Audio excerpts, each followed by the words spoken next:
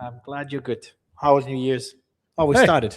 yeah, I'm having a better New Year than Venezuela. That's for sure. What was your? So last we spoke was just before New Year's Eve, and we were talking about the attack on Putin's residence. It seems Right. all red lines in kind of the rules of conduct around the world, in the world that we used to live in Right. pre-Trump, Yeah. are being crossed on a monthly basis. So we're talking about the drone attack or alleged drone attack on Putin's residence, and a few days later, as me and you try to celebrate Christmas and New Year's, we have the leader of a country, the president of a country, in custody within hours. Sure. First, Larry, I want to get your reaction when you first got the news, before we knew what was going on. What was your initial instinct and what were your thoughts? Did you think it was more than just a special op? No, well, frankly, I felt sick. I mean, I literally, I was up late, and the word was coming in about 2:30 in the morning Eastern time, and then to try to go to sleep after that, I was just thoroughly disgusted by it.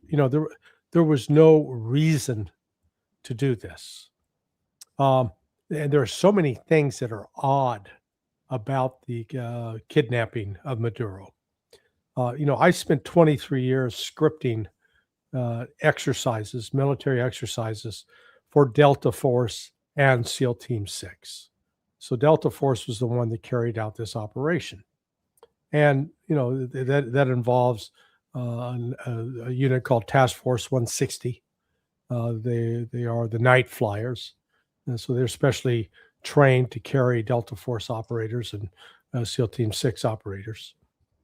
Normally, if what they're going to do when they're planning a mission, if they have any flexibility, in other words, if circumstances are not such that they have to do it now, they're going to do it in total darkness because they've got the advantage with night vision goggles that they can operate in the dark like most people can't. Well, this one took place in full moonlight, number one. And the problem with full moonlight, if anyone that's ever walked outside at night in a full moon night, particularly if you're outside of a city, you're amazed at the illumination you can get, that you can actually see quite clearly, and you can see up in the sky. The air defense systems that Caracas had were significant. Yet a few of those were destroyed, but most of them were never activated or deployed. I have since learned that a senior, one of the leaders of one of the security services in Venezuela was in fact a full cooperator with the United States. So that ensured that when the U.S. forces arrived, they were basically allowed in the front door, and no return fire. This was akin to back in, what was it? The summer of 1990, when we conducted a counterterrorism exercise at Otis Air Force Base up in Massachusetts, and this was for a group called the Foreign Emergency Support Team, the FEST, and it was comprised of State Department personnel, CIA personnel, FBI personnel, and representatives of JSOC. So it was to be a response team to a terrorist incident overseas.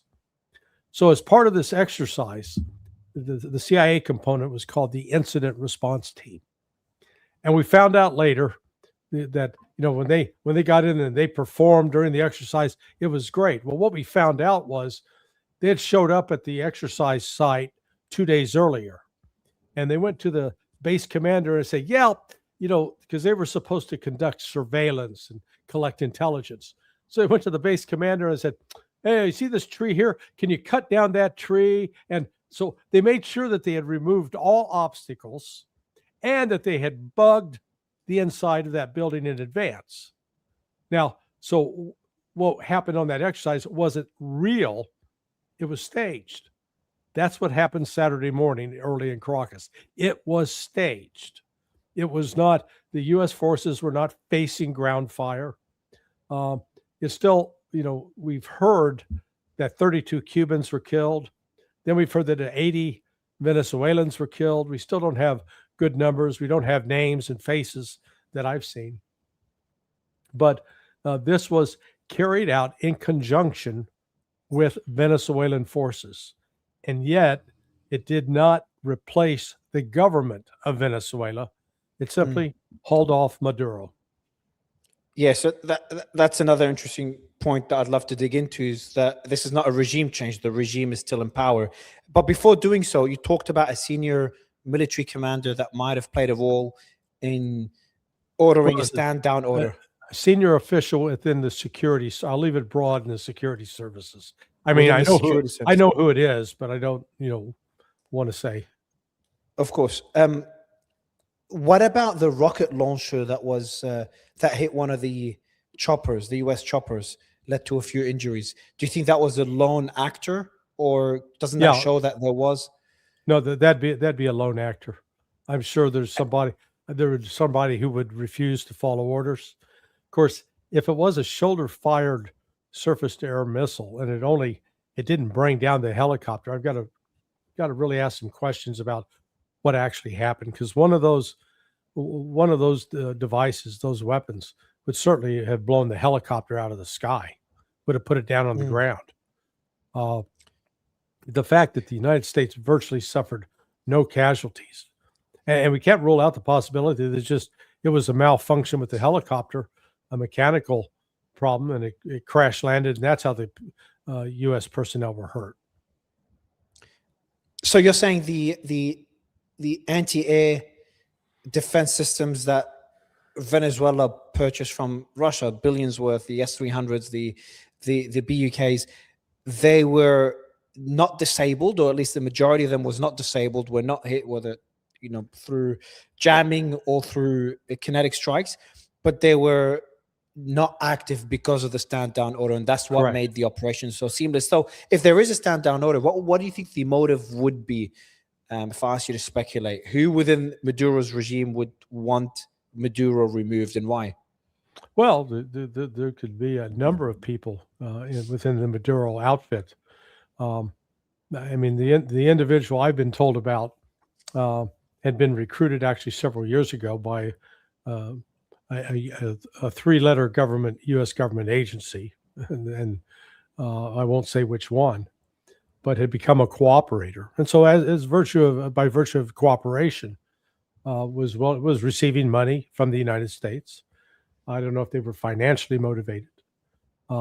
It's clear that in Venezuela there were economic problems, and you certainly find within the military or the intelligence services or the police individuals who are willing, to take U.S. dollars and maybe a promise of a visa or a passport, a green card, residence in the United States as a sort of an incentive, a reward. So Venezuela is not a united monolith. There are, there's still in Venezuela people that oppose Maduro and Chavez, and you can't rule out the possibility that some of those had been able to infiltrate intelligence services, military command, or police command. It seems difficult, though, to give a stand-down order for that many troops and not be caught, especially the crackdown that we're seeing right now in Venezuela. I've heard stories they're stopping people on, stopping cars and asking to look at people's social media accounts, looking at their messages to see if anyone either collaborated with the US or just posting things against the regime. So there seems to be an extensive crackdown. Wouldn't it be difficult for such an order to be given?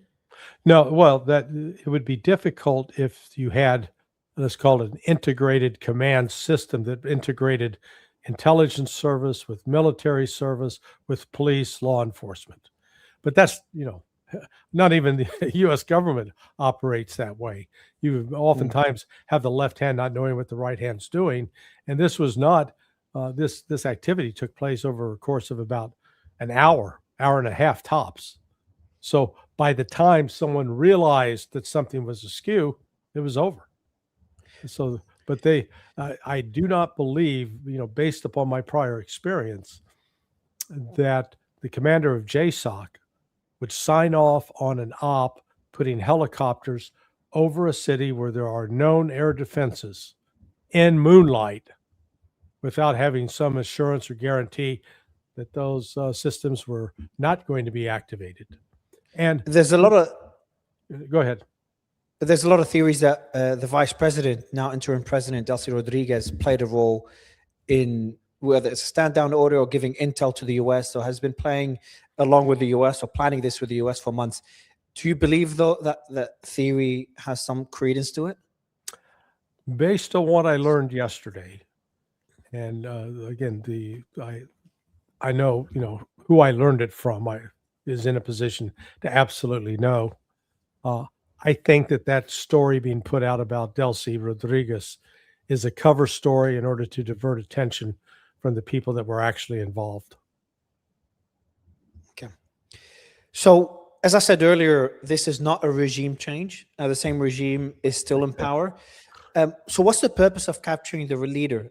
There must be, especially such a risky mission. You could always have a lone soldier or lone commander, assuming there is a stand down order, that would have given a different order.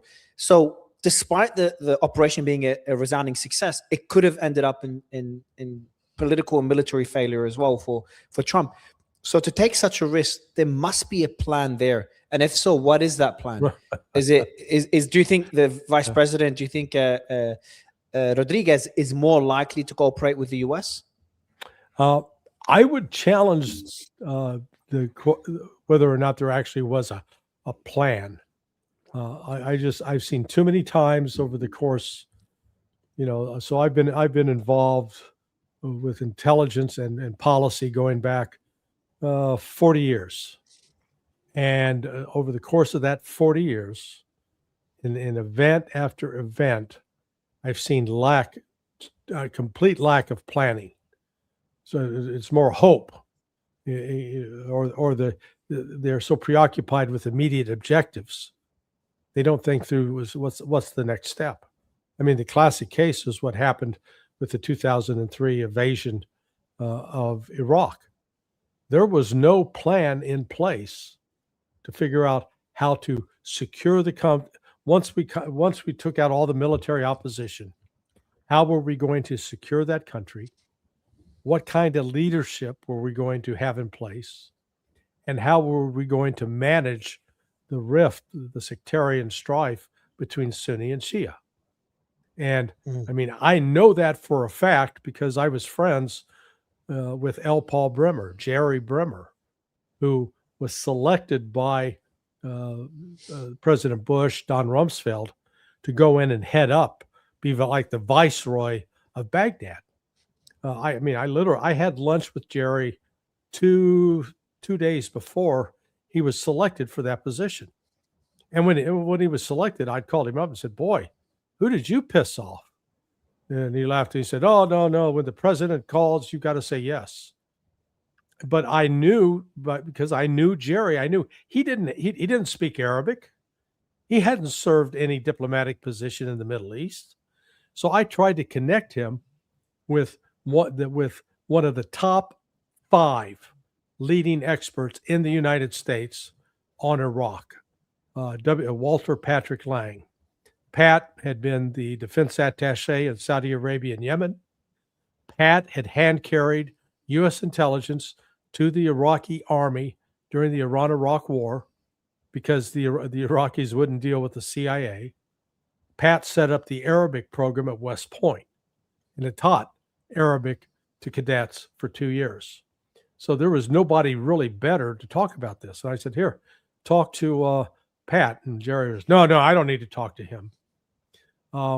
There had been a planning cell that had been put in place. General Jay Garner, I believe it was. And, I knew one of the other people on the team, Ambassador Barbara Bodine. Barbara had been one of the deputies in the counterterrorism office when I worked there. But they at least had some knowledge. Barbara she did have experience in the Middle East. but they were immediately removed. So this idea that there was planning involved for this, I think they got preoccupied with just removing. I think the plan is this: get rid of Maduro, get U.S. control of the oil, and get China and Russia and Iran out. Try to exclude them from having any more influence in Venezuela. Now, how are we going to do that? It's a whole nother question. I think the thought was, if we just get rid of Maduro, that'll all go away. And I think they're going to find that's not the case. So that's what they mean when Trump initially said that we will run Venezuela. I think he walked back those comments. But what was meant is that they'll take control of the oil. And I think there's reports already. The administration's meeting with the executives of the various oil companies to start a plan to kickstart or to increase Venezuela's production capacity, because their production capacity dropped by like 75% over the years since the peak in the 1990s, to get that started to what it was. But then, so if the vice president doesn't agree to that plan, now I know she's not the only decision maker there. I was speaking to Max Blumenthal. He said something similar to what you said, is that there's multiple decision makers, multiple pillars of power in Venezuela, even when Maduro was president. Right. But let's say they together, they don't agree for the US to get access to the oil or to get any increased influence in the country. What would the US do next? What would Trump do next? He's already threatened even worse for the vice president if she doesn't play ball. He said they'll do to her worse than what they did to Maduro, which people assumed meant assassinate. Do you think that threat, he meant that threat, and do you think those threats could work? No, I don't think he meant it. Trump is a notorious tough talker. It doesn't always act on what he says. If he did do that, he would make her a martyr. And she's already has a family history with her father having been murdered by Venezuelan elements that were under the control of the CIA. So there's already a family history there. The dilemma the United States now faces is they got away with this one in terms of they got some cooperation from one well-placed individual who made sure that, if you will, the lights were turned off and nobody was home so that the U.S. could get in and out without getting caught. That's going to be more difficult to do going forward. That person may, in fact, be compromised now. And there are others like Diosdado Cabello is his name, who is very much a Chavista, following in the path of Hugo Chavez. There are militant elements both in the military and within the security services that could take over in the event of an emergency and fight. Now, how is the United States going to ensure that its policy priorities, its demands are carried out?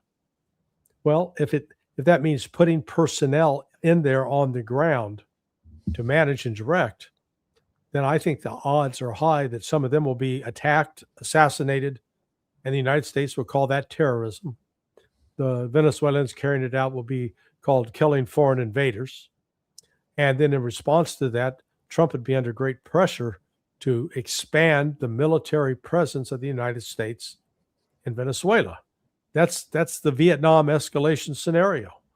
As U.S. troops encountered more opposition and experienced more casualties, they doubled down in the old sunk cost fallacy by putting more troops into Vietnam until we got up to like 549,000 or 543,000 by April of 1969. And then finally everyone woke up and said, "Yeah, this isn't going to work." And so we began drawing down and figured out how to exit. At some point, I do not see a successful military strategy Trump can pursue that will enable him to achieve his objectives. Instead, the stronger we go trying to coerce not only Venezuela, but Colombia and Panama, the greater opposition the United States is going to run into. And if the U.S. puts boots on the ground, some of those boots are going to die. And then that's going to create a dynamic that will incentivize Trump to try to put more troops in. And then, anybody that thinks you can have a quick war in these countries, just look at what Colombia has gone through with the FARC, the Fuerzas Armadas Revolucionarias Colombianas. They were established in 1964. They're still fighting 62 years later, despite massive counterinsurgency programs between the United States and Colombia to go after them. So it's just to point out that terrain is so rugged. The jungle is so thick. The mountains, big mountains. It's easy to smuggle people, smuggle weapons, smuggle contraband, and very, very difficult for any military, whether it's a Venezuelan military, Colombian military, or U.S. military, to control what goes on those borders. What if we take Trump by his word?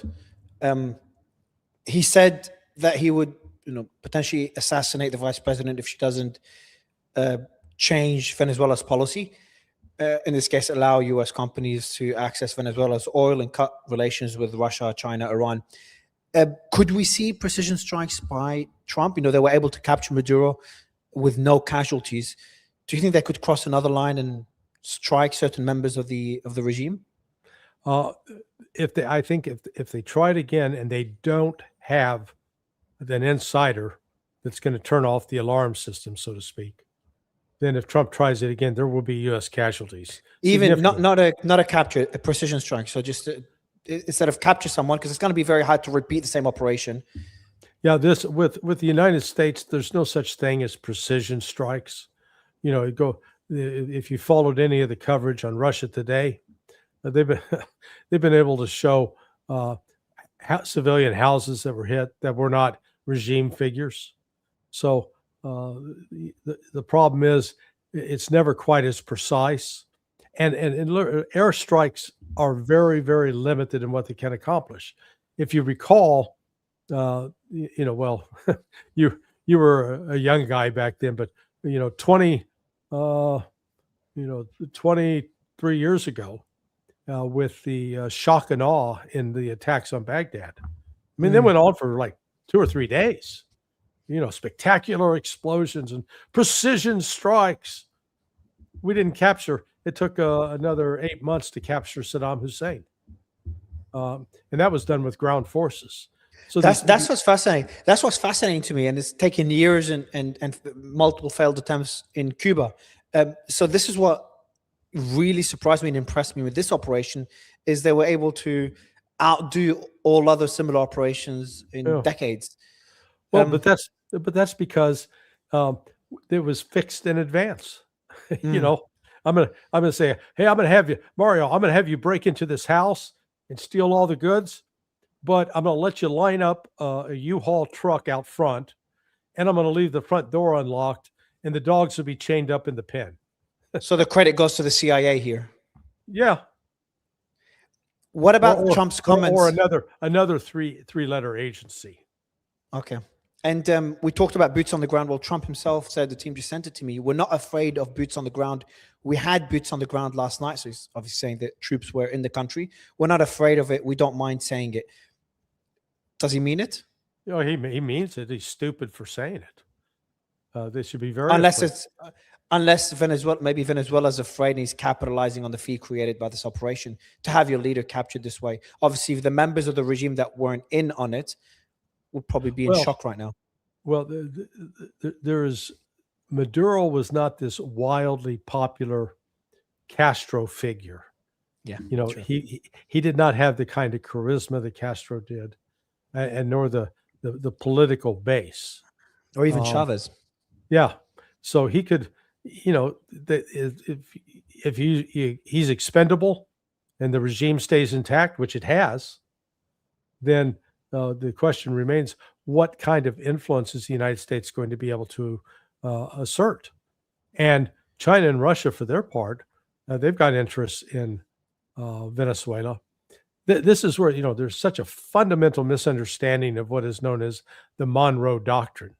The doctrine is espoused by President James Monroe in 1823 was a doctrine of non-interference by the United States and warning Europeans not to come into the Americas and try to impose their governments on the various countries, territories in Central and South America. It was not, the Monroe Doctrine was not, never a declaration that the United States is the primary power in the Western Hemisphere and that the United States can alone determine which country can have what kind of relations with foreign nations. Because the way it's been interpreted is that the United States now said, well, we don't like Venezuela having close relations with China and Russia and Iran. So that's outrageous. We're not going to allow that. That's not the Monroe Doctrine.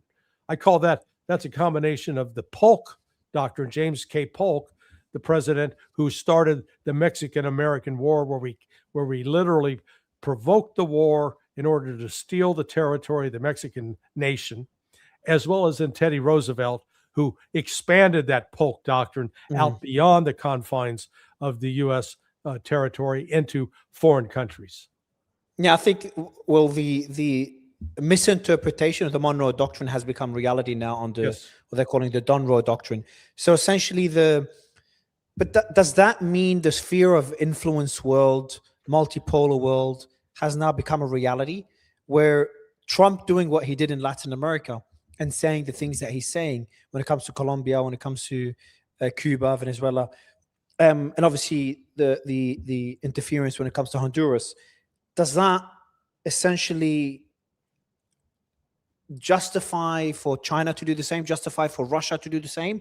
Does that justify Russia's invasion of Ukraine? Does that justify potential attack by China on Taiwan? Is that the world that we live in, or is that a misinterpretation of what happened? Well, that's how it's being interpreted. Now, let's point out that both for Russia and China, despite repeated claims by the United States that Russia and China are these voracious authoritarian dictators intent on conquering the world and taking control of other countries, the record of history over the last 100 years shows that the country that has been involved with the most foreign adventures outside of its national boundaries is the United States. We've done much more than China and Russia combined. Russia and China are pursuing a peaceful track. They're playing upon the growing outrage in the global South against U.S. bullying. And Trump, for God's sake, is not helping calm those fears with his claims that he's going to attack and do worse to President Prieto of Colombia. We're going to take control of Panama and we're going to take control of Denmark. Switch it around. If this was Russia talking this way, by God, we'd be going to war with them. So it is. Trump ends up being his own worst enemy, and putting the United States in a weaker position, because this, despite a few countries that declare their allegiance to Trump, like Malay and Argentina, the outrage that was expressed at the UN yesterday, because you notice Brazil, to my knowledge, hasn't been a member of the UN Security Council for at least 3 years as a non-permanent member. And yet Brazil was there speaking up. Only Panama and Colombia right now are the non-permanent members of the UNSC. But Brazil was there speaking up. Chile was there speaking out in condemnation. So this is the kind of thing that it's going to resonate among the Latin American populations. And I think it ultimately even resonated in Argentina, despite Malay's, behavior in being a complete sycophant of Donald Trump. What I'm confused though, Larry, is so we've talked about how this kind of justifies in some people's interpretation a multipolar world, but at the same time, you've got Trump essentially declaring himself the governing authority in two regions now, Gaza and Venezuela. You've got the ongoing support for Ukraine. You've got the new arms agreement arms package for Taiwan. And he's like, if I got numbers right, about $8 billion. 18. I think it was 18 billion. Right? 18 billion is the biggest ever. Whatever the number is, it's the biggest they've ever had. And we've got the rhetoric when it comes to Iran. We'll talk about in a bit. So that doesn't seem like a multipolar sphere of influence world if that's Trump's actions in the Middle East, his ongoing support for Ukraine, and his support for Taiwan. Yet he's talking about the Monroe Doctrine or the Donroy Doctrine and the sphere of influence. Which one is it? What is the new world? A multipolar world, or an attempt to reinforce the American unipolar world that we've seen over the last few decades? And the answer is yes. So it's a combination. It's both. Russia and China are erecting a new international economic and political order. And they are doing so with the cooperation of India and Brazil. In fact, I think this attack by Trump in Venezuela will reinforce, accelerate even faster Brazil's integration, being a very serious partner of BRICS. Up to this point, it's been sort of on the periphery. But it'll do the opposite of scaring countries to comply with the US. You think it'll do the opposite with Brazil? Oh, absolutely. Just in the same way that in the Battle of Britain, when Germany bombed Britain and London, it didn't cause the people to divide and want to attack and take Churchill out. It united the British people. And British bombing of Berlin did the same for the German people. These outside attacks, rally around the flag. I learned this the hard way. I lived in Argentina back in 1984, and we shared a home. My wife and I shared a home with another couple and their two daughters. And one morning they came out and announced that they were going to get divorced. And I stupidly, I was in my 20s and I said something, well, listen, I'm sorry to hear that, but Anna, you are a very difficult person to live with. Well, they both got mad at me and they stayed married 2 more years. So that my outside attack ended up taking 2 people who were opposed and bringing them together. That same phenomena is being played out on the world stage right now. The U.S. attacks and threats against these other countries is causing the leaders in other nations to say, these people are out of control. They're crazy. And they aren't hearing those kinds of threats from Russia and China. Russia and China are coming with basically, how can we help? Not what can we take from you, but how can we help? How can we build you up? So that message resonates and is having a greater influence than that of the U.S. One thing we've been talking about for a while, me included, is that the U.S. hegemony is eroding around the world. By the way, the arms package is $11 billion to Taiwan, not 8. Okay, thank you. So I apologize there. But I'm starting to question that.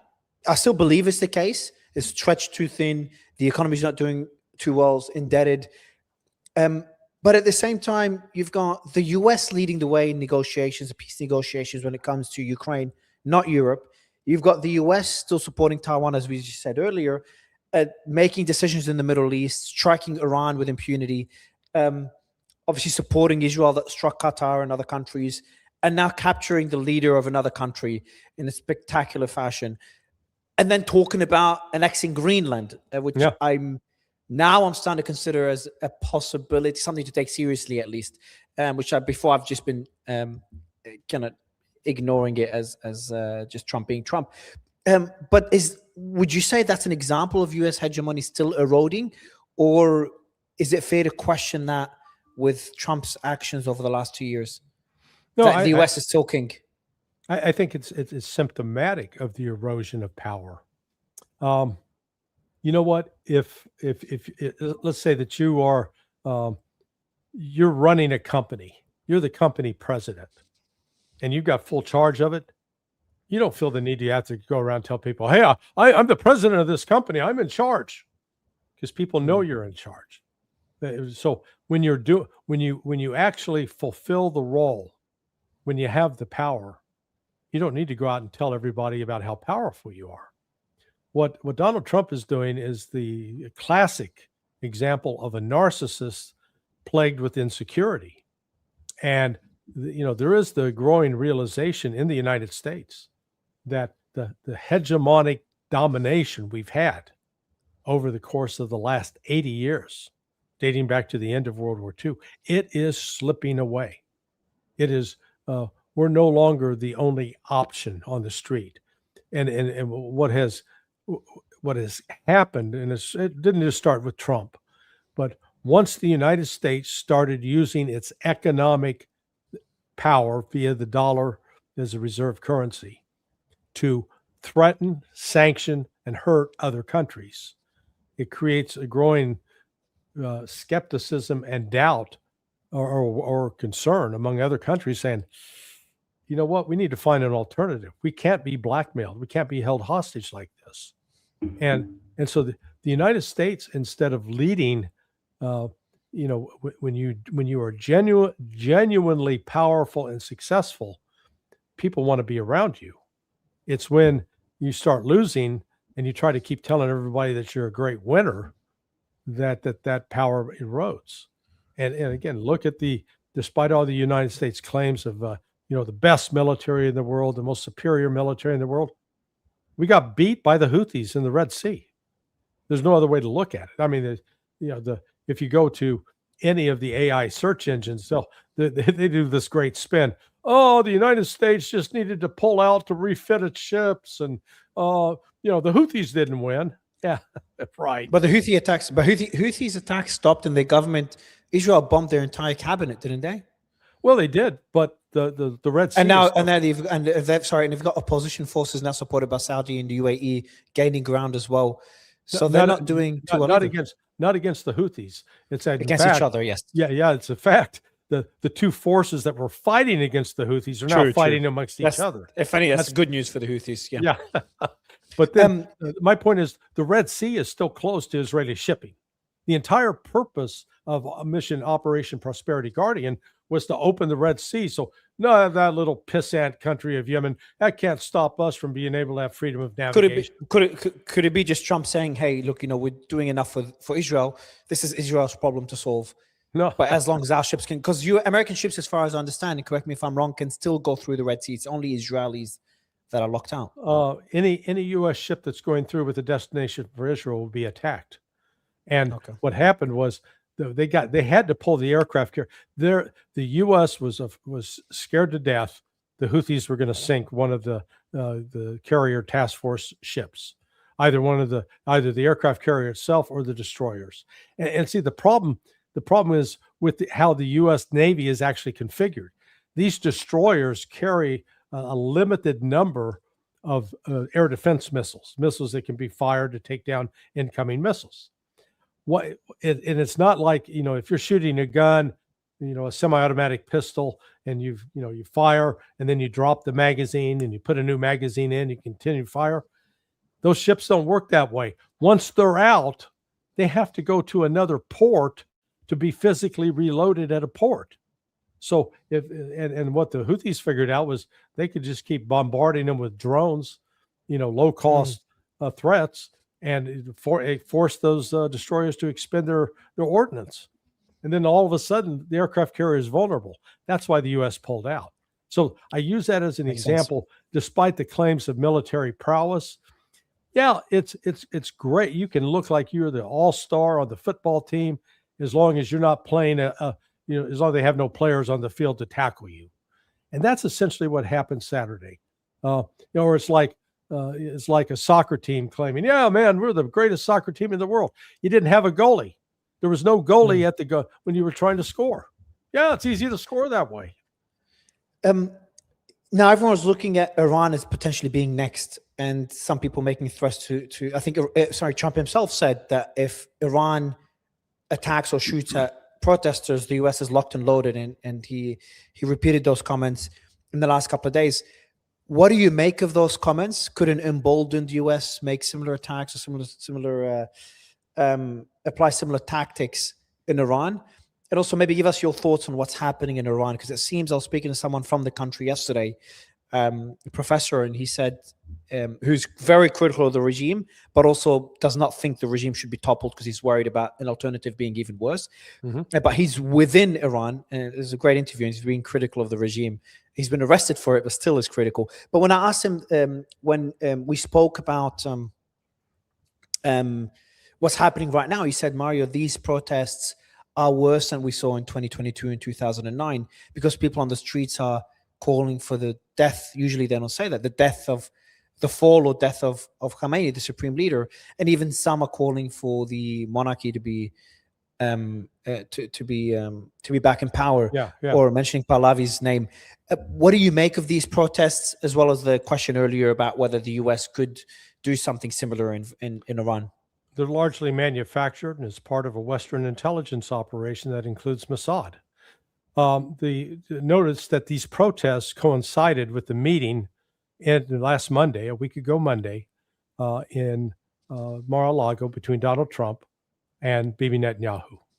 The actual protest has started about 24 hours earlier. I began noticing the intense media coverage that was being provided in the West. And one of the big sources of their information was coming from a group that's called the National Council of Iranian Resistance, NCIR. Well, the NCIR is basically a front group for the Mujahideen al-Khalq, a terrorist organization, or at least was on the U.S. list of foreign terrorist organizations until about 2009. And this is a group that's existed since 1964. They are first they were operating, attacking the Shah, and then they started attacking the Islamic Republic. They killed Americans. They're known as the MEK, and then they're also known as the People's Organization or People's Mujahideen of Iran, PMOI. In 2003, they were rounded up by U.S. forces in Iraq until the U.S. determined that they were, in fact, anti-Iranian. And then the CIA took over. The MEK was officially taken off of the terrorism list. It's either 2009 or 2012. But from 2004 on, MEK was working with the CIA and with Mossad to carry out terrorist attacks inside Iran. So the fact that this is all like manufactured. So I've got three different sources in Iran. Nima Al-Rashid. Nima runs a podcast. He lives in Brazil. He's an engineer, a college professor, but he's been in Brazil for 12 years. When he left Iran, he went to school in Germany, got his PhD in engineering, and then moved to Brazil. So he's back there for his first visit in 12 years. And when I started getting these stories about these massive protests and these chants of down with the Shah or down with the Ayatollah, he was saying, no, he says, I said, I'm not seeing that. He said, look, this is my first visit back 12 years, since 12 years. The same from Professor Mohammed Marandi. Marandi was born in Virginia, grew up for a little bit in Ohio, and then as a teenager went back to Iran. I know both men. They're not shills for the Ayatollah, and certainly not for Pezeshkian. And it is, Nima said, hey, yeah, there's some genuine anger at Pezeshkian. Yeah, because the economy is doing bad, Larry. The economy is collapsing. So that's why I think, when you say intelligence, sorry, just to interrupt you. One question: when you say intelligence is behind, whether it's Russian intelligence, Chinese intelligence, in most cases U.S. intelligence, is it fair to assume that there's, in most cases, some form of intelligence supporting the protests, whether it's Mossad or CIA, but there needs to be a local citizen-led protest for the intelligence to support. They can't create something out of nothing. Is that fair to say? Or they can actually fabricate something? Because someone needs to be on the streets. They can't pay everyone. Yeah, well, no, they actually can create something out of nothing and have done so over the years. That was one of the reasons that the National Endowment for Democracy and some of these other USAID funds were funneled. They didn't have to be funneled through a covert channel. They could be funded through an overt NGO. And in Iran, you've got a lot of ethnic differences, but the groups have been primarily in the west, southwest part of Iran, and in the far east in Baluchistan. In fact, the Baluchis have always been sort of anti-regime.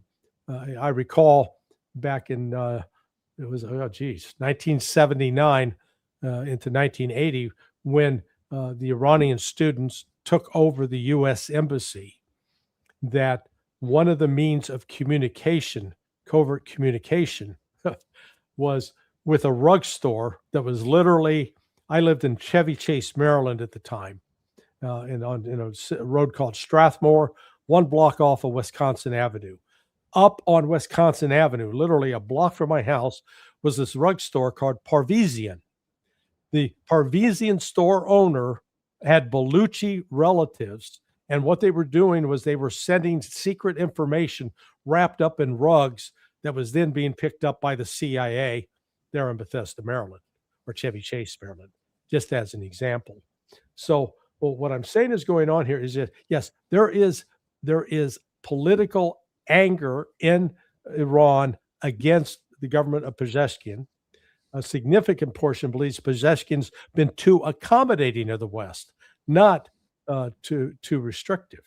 The claims that there is strong opposition to the Ayatollah Khamenei is just a lie. That's being manufactured. That's one of those propaganda pieces that's being put out. You notice the New York Times ran a story saying, "Oh, Khamenei's getting ready to flee to Moscow." Source: Israeli Mossad. It's from Israeli. Is from Mossad sources. Yeah. Israeli intelligence. Yeah. Okay. Yeah. So you go, oh, geez, yeah, but they wouldn't have any incentive to lie. So, I thought it was, when I saw the report, I thought it was U.S. intelligence initially, but that changes Israeli. things. It was Israeli. Okay. So it's a lot of wishful thinking. Now, that said, Israel and the United States are going to attack Iran again. What I did hear from the folks I've been talking to in Iran is what they're saying is the Iranian government's taking very specific steps to prepare themselves. They expect to be attacked. They're building up air defense. They are working. They're not going to be caught unawares this time. And in contrast to the attack that took place started on June 13th, continued through June 25th. Prior to that, Iran had rejected offers of military cooperation with both Russia and China. Since then, they have embraced it and embraced it strongly. So, are you saying in the 12-day war that it's not Russia and China did not offer support for Iran, which I was on the understanding of? You're saying Iran refused that support? Yes, absolutely. Yeah. In fact, Russia had proposed a mutual defense treaty with Iran that Iran turned down. And initially, their explanation was that because of their Islamic beliefs, they didn't want to be in a position of having to go risk killing other people that had not attacked them. Now, the thing is, with Iran, they're not the type to, they're not going to go out and launch surprise attacks like Israel did. They will react to attacks. But it was after the events, after the missiles stopped flying on June 25th, that the Iranians went, okay, yeah, they went back to Moscow and said, hey, remember that offer of help? Is it still on the table? Moscow said, of course. And there have been high-level visits, both by Pezeshkian, Araki, the foreign minister, the defense minister. So they've been delegations moving back and forth. They already had economic cooperation between Russia and China in building a nuclear power plant down in the southwest corner. But Iran, while Iran's got economic problems with inflation, Iran is in a better position economically today than it was, say, 10 years ago, because Russia and China are no longer going to enforce the sanctions that previously they had enforced. So Iran now has some economic alternatives, especially with China, that did not exist even 3 years ago. When did that change, the lifting of the sanctions by China and Russia? This year. Remember when they went to the snapback? This year, 2026? Yeah, 2025. Sorry, I'm Oh, still okay, last year. Yep, that's right. I'm What still when do you know approximately when? September. Okay, so that they You, haven't really had you, time to kick you in the remember when economy. the Europeans were talking about reactivating, doing the Yes. snapback Yeah. sanctions under JCPOA, and Mhm, they mhm. did so, and over Iran's protests and over Russia and China's. And in the aftermath of that, both China and Russia came out and basically said, nope, invalid. We don't recognize that as legitimate, and we're not going to enforce that. So starting in September, there was that complete change where now Iran is in a different kind of economic relationship with Russia and China than was the case prior to last September. Interesting. I see the way I see Iran, in my view, is they've never been weaker because they've just gone through a 12-day war. That the person I spoke to yesterday reaffirmed what you said, is that the 12-day war didn't really impact Iran militarily as much as I thought it would have, and as much as the Western media makes it out to be. I thought Iran's military capacity has been eroded significantly after that 12-day war. He told me that's not the case. And the military command has been, and political command has been replaced relatively quickly. But the reason I see them to have been weaker than ever is they've gone through that 12-day war. Their currency is collapsing. They're facing protests again. I know they've been through it before, but they're going through it again. And most importantly, I want to get your comments on it, is that their allies and proxies have either disappeared or been weakened. Maduro, their ally, is gone. We'll see how the vice president will be. Assad is obviously gone. We have Hezbollah has been significantly weakened, and talks about disarmament of Hezbollah. And lastly, we have the Houthis have been struck pretty heavily by Israel. Would you say, is it fair to say that they are weaker than ever, or you disagree? Yeah, no, I disagree. In fact, I think they're actually in a stronger position now. What they demonstrated during the 12-day war was, despite a decapitation strike, which frankly I think many other countries would not have been able to recover from, they were firing back at Israel within 12 hours, number one. And initially they were firing with older ballistic missiles, part of a deliberate strategy. They were firing missiles that would force the Israelis to shoot and use up a limited air defense supply, which is what happened.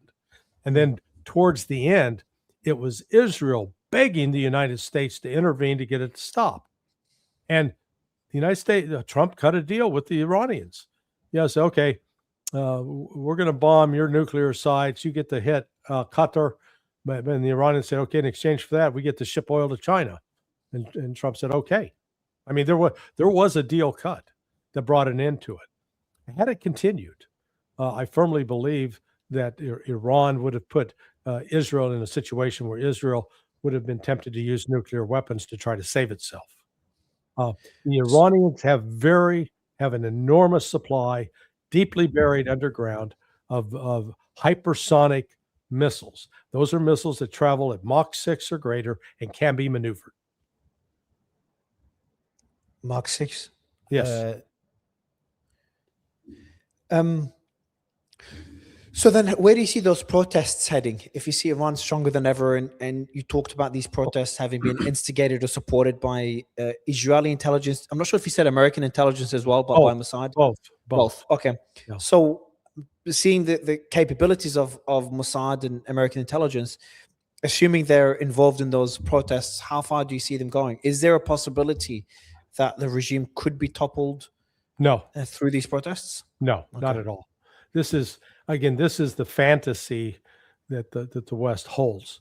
You remember they fully expected in the June 12th attacks that the regime was going to collapse, because they had the son of the Shah, Reza Pahlavi, in the wings, waiting to go back to Iran to take over. They don't have any political support. The political support is minimal. It's not massive. Now, there is a difference. There is a difference between the Islamic Republic and the government. The government's got the task of having to, make the trains run on time, get the currency strengthened, etc. Pezeshkian is failing in that. And yeah, Pezeshkian's losing support. Could Pezeshkian fall from power? Yeah, absolutely. And be replaced with someone else. Now, what was interesting is Pezeshkian's response to the protests. He didn't come out and threaten the protesters and or go out and start bashing heads with all of them and locking them up in prison. Instead, he came out and said, you know what? They have a fair point.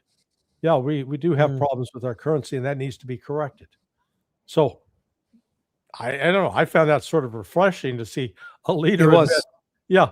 Hey, we've got problems, and I agree. And he fired the one of the key economic ministers. I think the guy that ran the central bank, the head of the central bank. Yeah. Yeah. So he was making, hey, we're going to take some steps to try to fix this. So, you know, the old saying, Rome wasn't built in a night or in a day. And, you know, this is the full economic situation isn't going to be turned around in a week. But when you look at the kind of efforts and investments that China is now making in Iran and that Russia is making, you look at the conversations between the Russians, Azerbaijanis, and Iranians with respect to building the North-South corridor.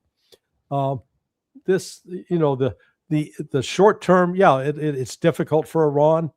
Mid to long term is actually looking pretty good because they've got now outside assistance. Again, think back 10 years ago when the JCPOA was signed, both Russia and China agreed, yeah, we're with the West. We'll impose sanctions on you, Iran. Iran didn't have an alternative. They didn't have anybody with their back. Now they've reestablished relationships with Saudi Arabia. Before there was that proxy war in Yemen pitting Iran against Saudi Arabia. That's gone away. They are on stable relations and growing relations with both China and Russia. So the threats coming out of Israel, they're prepared to deal with it. Can Israel inflict some severe damage and pain on them? Yes, but Iran is going to inflict greater on Israel. Last question, Larry, and that's the first question I asked you when talking about Iran. Do you think the US could do something similar to what they did to Maduro or to what Israel did to Iran, to Iran's leadership, including the supreme leader? No, not at all. They don't have the network in place. Let's recall that in the case of Venezuela, the CIA was heavily invested in Venezuela going back to the 1960s. And you know, I was told when I was there in the late 1980s at CIA headquarters, one of my friends told me that Carlos Andres Perez, who was the president of Venezuela at the time, was in fact a fully paid CIA asset. So the CIA has had networks and relationships with people. It can go in and cultivate those. They don't have those in Iran. What existed as CIA assets and networks have been largely rolled up over the years. Larry, always a pleasure to speak to you, sir. Thank you so much. Thank you so much, Mario, and good to see you in the new year. Happy New Year to you, my friend. Same to you. Same to you. Okay. Thank you. Bye-bye.